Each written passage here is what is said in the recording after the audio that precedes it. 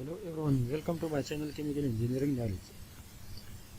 In the previous lecture we have discussed about the LMTD method, the large mean temperature difference method. In this lecture we will discuss about the NTU method, and we will solve a problem to design the counter current flow shield and tube heat exchanger. So we will design the counter current flow shield and tube heat exchanger with the help of NTU method.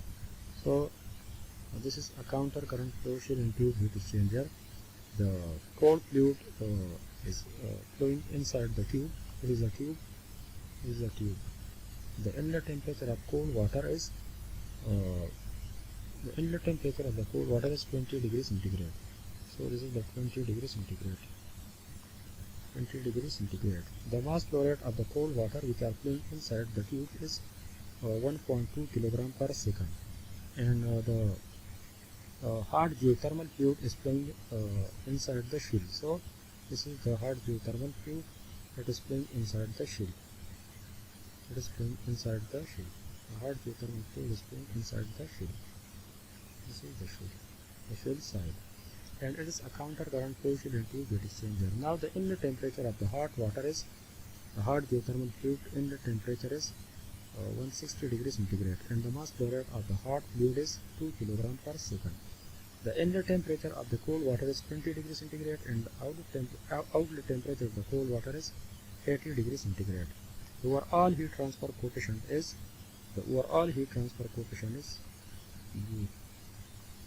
equal to 640 watt per meter square into Kelvin. So this is the overall heat transfer coefficient, and the inlet and the inside diameter of the tube is 1.5 centimeter. So the diameter of the tube is 1.5 centimeter. Now there is a question that what will be the length of the shield and tube heat exchanger. So the length of the tube will be unknown to us. So we will determine the length of the tube. So first of all we will do some assumption. The heat release from the shell of the tube heat exchanger will be 0. So the heat release from the shell of the tube heat exchanger is 0. The kinetic energy change will be 0. The potential energy change will be also equal to 0, and we will assume the steady state flow in the shell and tube heat exchanger. So steady state flow, we will assume steady state flow assumption in the counter current shell and tube heat exchanger. Now we will use the NTU method. So for the NTU method, first of all we will determine the heat capacity rate. The heat capacity rate is nothing but it is the mass flow rate and the specific heat. It is denoted by the heat capacity rate. So the heat capacity rate for the hot fluid is nothing but the mass flow rate of the hot fluid and the specific heat of the hot fluid. Similarly, the heat capacity rate of the cold fluid is equal to the mass flow rate of the cold fluid and the specific heat of the cold fluid. Now the specific heat of the hot fluid and the specific heat of the cold fluid will determine by the average temperature of the hot and cold fluid. So the average temperature of the hot fluid of the cold fluid is 20 plus 80. So it is 100 divided by 250 degrees centigrade. So we will determine the specific heat of the cold fluid, which is water, at 50 degrees centigrade. So the specific heat of the cold water at 20 degrees centigrade is 4.18 kilojoule per kilogram into Kelvin. So these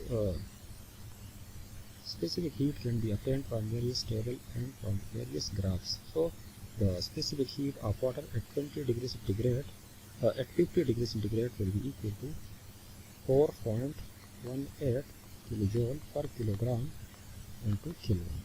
So this is the specific heat of the cold fluid, CPC. Similarly, the specific heat of the hot fluid will be obtained from 160 degrees centigrade and plus this temperature, but this temperature is unknown to us. So let's assume at 100 degrees centigrade or 120 degrees centigrade. So If we assume at 100 degrees centigrade, then we will add 100 plus 162. So it will become 260 divided by 2. So it will become 130 degrees centigrade. Again, we will determine the specific heat of the hot fluid, the hot geothermal water. We will determine the specific heat of the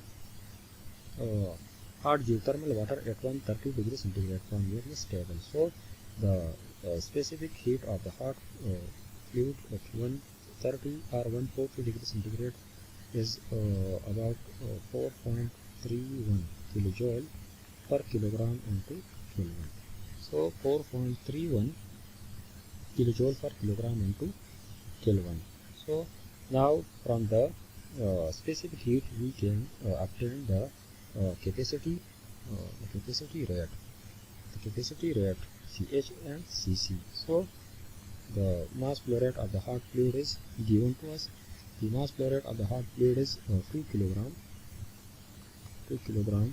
per second, and the specific heat of the hot fluid at average temperature, which we assume 130 degrees centigrade. So the specific heat of the hot geothermal fluid at 130 degrees centigrade will about 4.31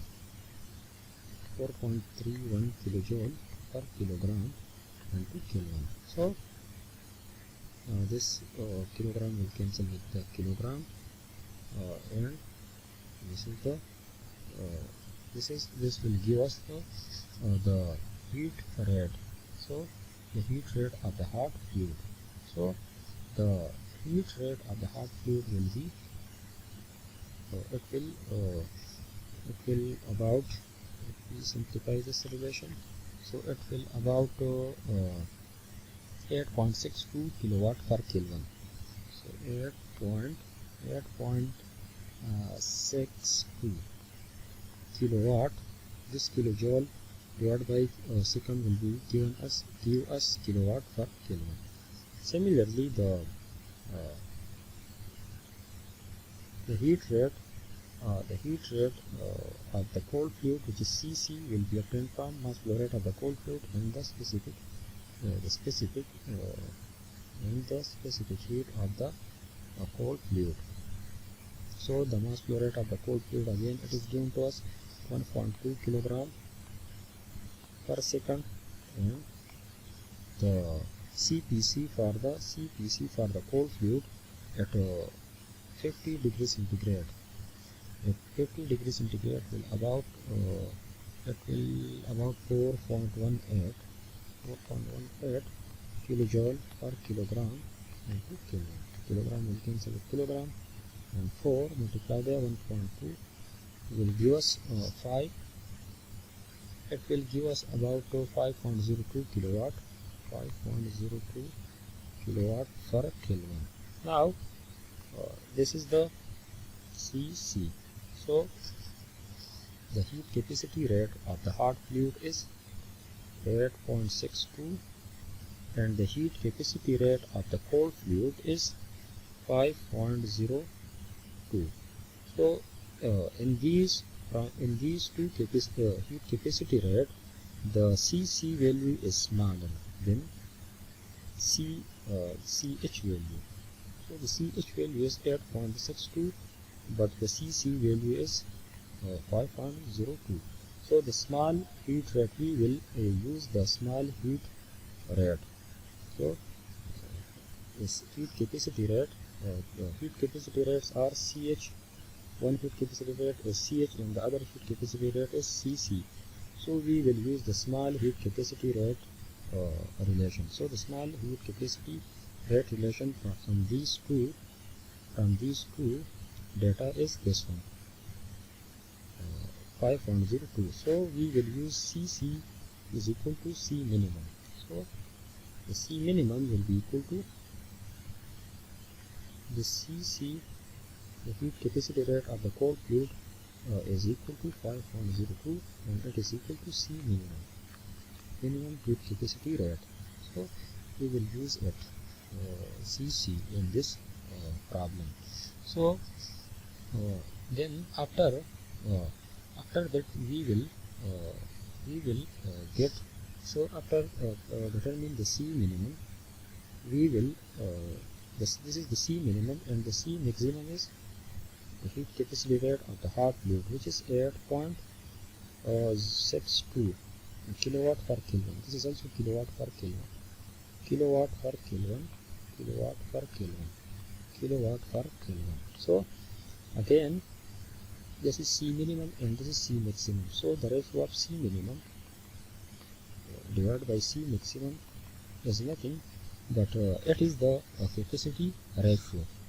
It is the capacity ratio. So C minimum is 5.02 and C maximum is 8.62. It will give us the heat. The capacity ratio will be equal to 0.582. 0.582. So this is the capacity. This is the capacity ratio. Now, after that, we will obtain the maximum heat transfer. The maximum heat transfer rate. The maximum heat transfer rate. The formula for maximum heat transfer rate is equal to Cc into the temperature, the inlet temperature of the hot fluid, and minus the inlet temperature of the cold fluid.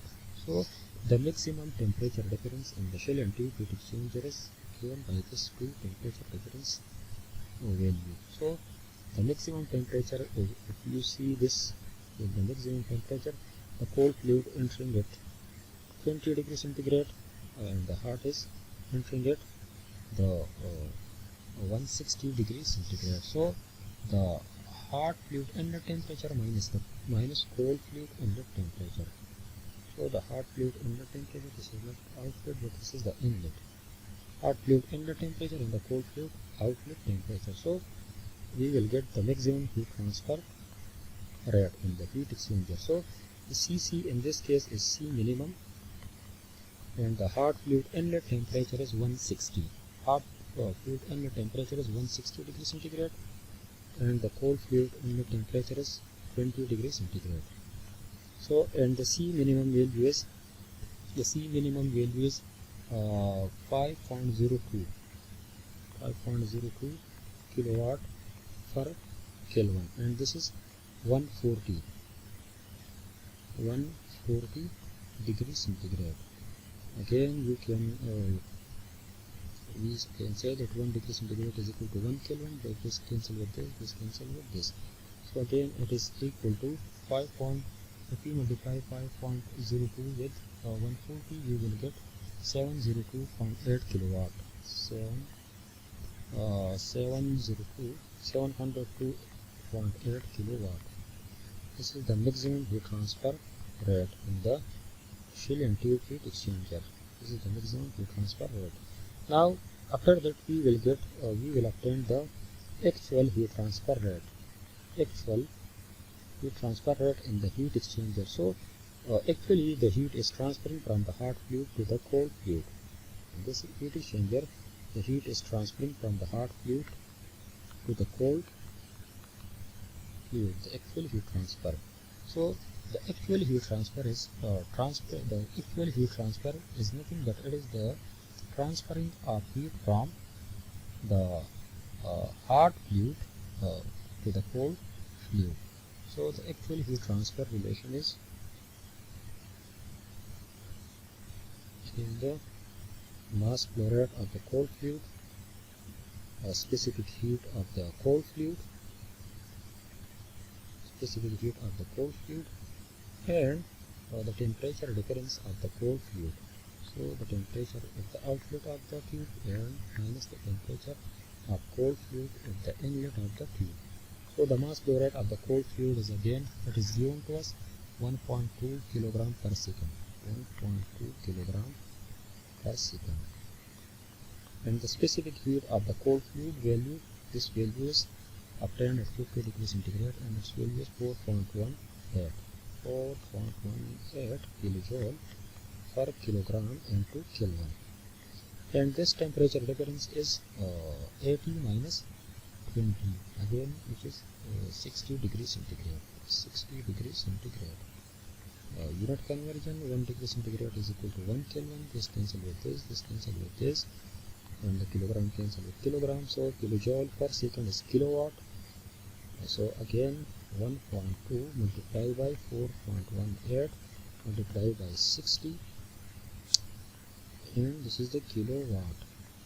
So if we multiply after calculation, we will get the actual heat transfer rate. The actual heat transfer rate in the Shell NTU heat exchanger is 301 kilowatt. 301 kilowatt. 301 kilowatt. So this is the actual heat transfer. Actual heat transfer rate.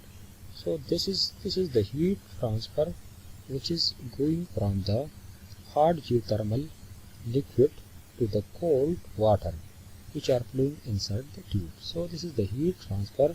So this is the heat which is transferring from the shell side to the tube side of the heat exchanger.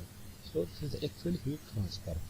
Now after this we will take the ratio of actual heat transfer rate. Actual heat transfer rate divided by the maximum heat transfer rate.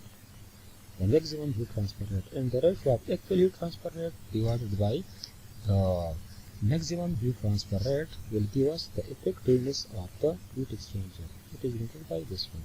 So the actual heat transfer is 301 kilowatt, and the maximum heat transfer rate is 702.8. So its ratio it will give us 0.428. 0.428. So the effectiveness of the Shell NTU heat exchanger is 0.428, or it is about 42.8% effectiveness of the heat exchanger. Now after getting the effectiveness is obtained.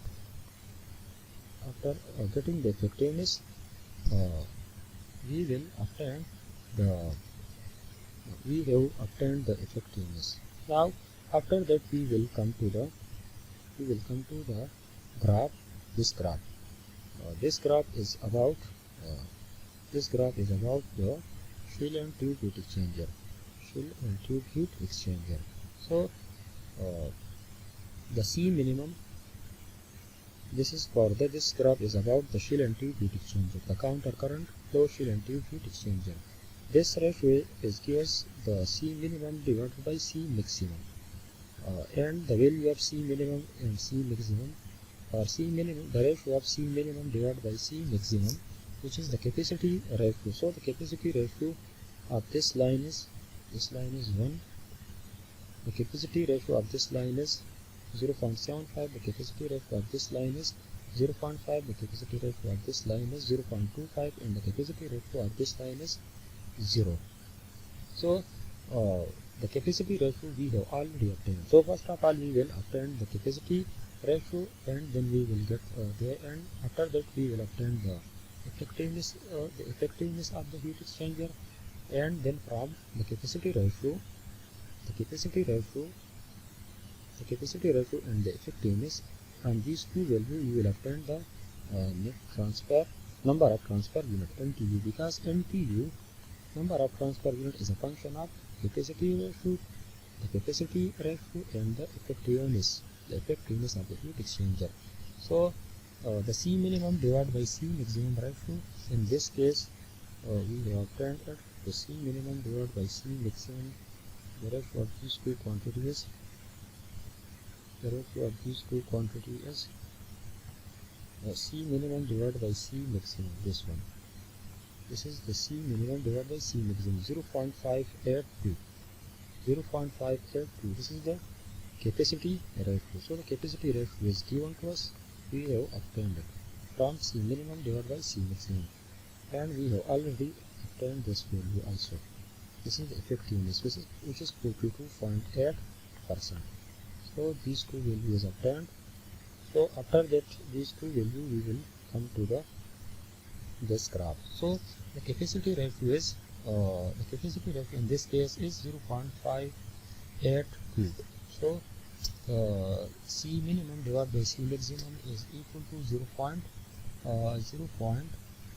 0.582. So 0.582, we will come to the 0.582. This is 0.5 line, 0.5 line. This is 0.5 line, this one 0.5 line, and 0. This is 0.5 and 0. And the C minimum by C maximum in this case is 0.85. So we will come to the 0.85, this one. We will draw another line, 0.85, this line, this straight line. So this is for 0.85. So the capacity ratio is 0.85, and the effectiveness is 42.8%, or it is 0.428. This is 0.428. So 0.428.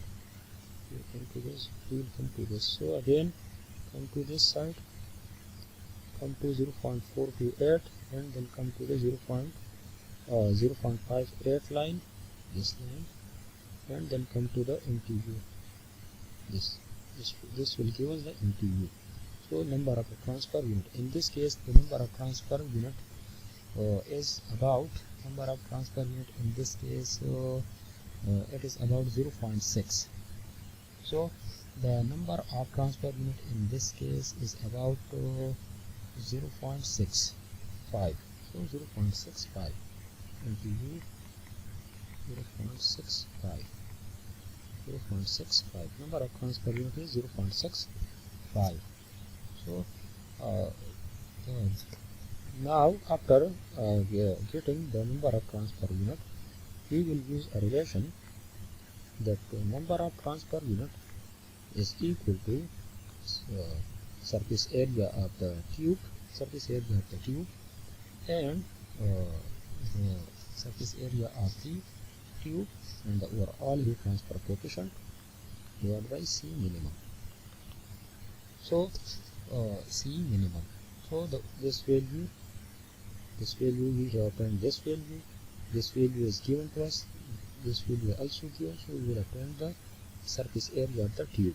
So the surface area of the tube can also obtain from this relation, C minimum into NTU divided by the overall heat transfer coefficient. Now C minimum, the value of C minimum is given to us. The C minimum value is 5.02 kilowatt per Kelvin. So 5.02 kilowatt per Kelvin. The C minimum, and the number of the transfer unit is, this is 0.651. This was 0.651, and the overall heat transfer coefficient is given to us. That is given in the question, which is 640 watt per meter square into Kelvin. So again the Kelvin cancel with Kelvin, and this is the kilowatt. So 1000 watt will be equal to 1 kilowatt. So this cancel with this, and this cancel with this. So after simplification, we will get the surface area of the tube. So the surface area of the tube in this case is obtained to be, this area of the tube is 5.11 meter square. 5.11 meter square. Now we know that the surface area is nothing but it is the pi dl. So this is the diameter of the tube. It is given to us 1.5 centimeter. This is given to us 3.14, and the surface area is this one. So putting this value 5.11 meter square divided by 3.14 into 1.5 centimeter. This is the diameter. So yes, we know that 100 centimeter is equal to 1 meter. So 1 meter cancel with 1 meter, centimeter cancel with centimeter. So after simplification, we will get length of the tube. in the shell NTU heat exchanger, and the length come out to be 108 meter. So this is the size of the heat exchanger. So the length of the heat exchanger in this case it is come out to be 108 meter. So it is similar to the lag mean temperature reference, and it is very simple as compared to the NTU, the LMTD method, which is the lag mean temperature reference method. Thank you very much for your attention. If you are new to the channel, please like and subscribe.